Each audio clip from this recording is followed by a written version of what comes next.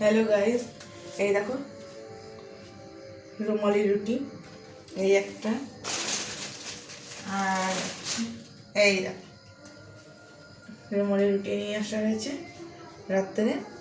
আর এই যে ঘরে তরকা করা হয়েছে, এই যে তরকা, ডিম তরকা,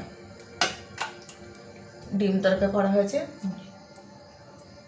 বাইরে কিনে আনিনি, ঘরে করা হয়েছে। আর এই যে লট চমচম, এই লট চমচমটা আমার খেতে আমার ছেলেও খুব ভালোবাসে, মেয়েও ভালোবাসে।